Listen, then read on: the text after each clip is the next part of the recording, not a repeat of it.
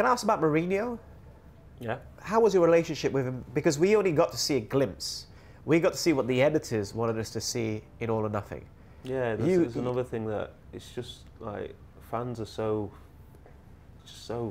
like fickle that they think what they see on an All or Nothing episode, when that's designed to make the club as glorious as possible and it's designed to make individuals look as amazing as possible and designed to make, you know, a villain in those episodes. And you know, my relationship with him was just normal, just hello, good morning, how are you? And yeah, it's not like we fought every day or we fought at any point. If I didn't play, I didn't play. It's not like I was you know, banging on his door every single weekend. That was, at that point, I think he came to the club in October maybe. That point when I knocked on his door was in end of December, January. So that's the first time I'd ever gone to knock on his door for a word, and so there was no like that we was not getting along or anything like that. It was just a normal player-manager relationship. Good morning, how are you? And that was it really. And I want to also ask, that kind of conversation is normal in football? Yeah, again, see, you know, again, the fans, they're just, it's so fascinating how like, how they think. Football, okay, wages and things to a side, football is still a job.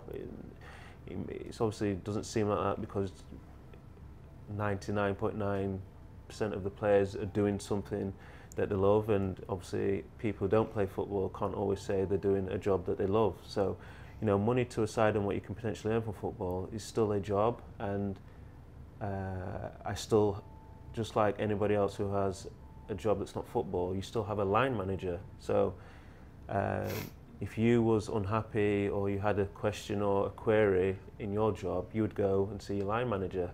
And football's no different. If I was unhappy or I had a question or I feel like I could do more for, you know, my company, I went and knocked on the door to speak to my manager, and that's it. Like, that happens every single day up and down the country, all around the world, that if a player doesn't play on a weekend and he's not selected, they'd go and ask the manager and say that he wants to play, and especially if results are not going well. So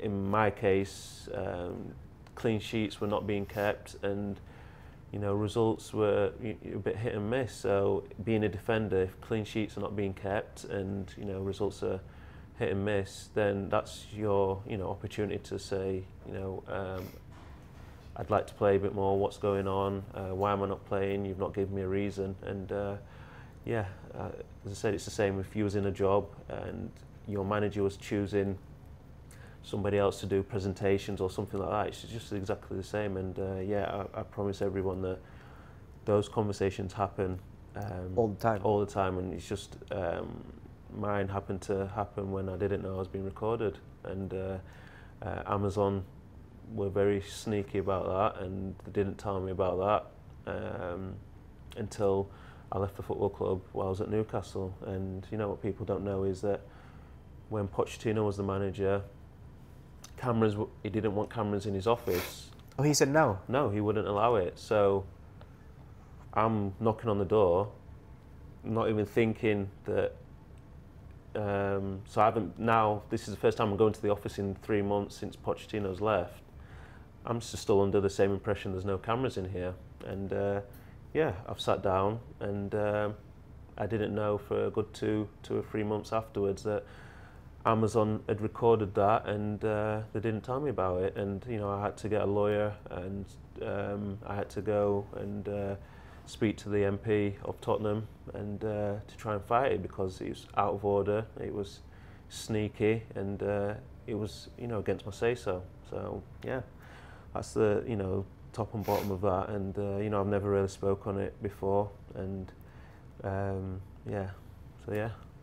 Okay, I did not know that. I was really not aware of that. Yeah, exactly. So yeah, you know, I know I've got some backlash because of that, but you know, I've kept quiet and you know, allowed Amazon to look as clean as possible. But yeah, it's, you know, a few years down the line now.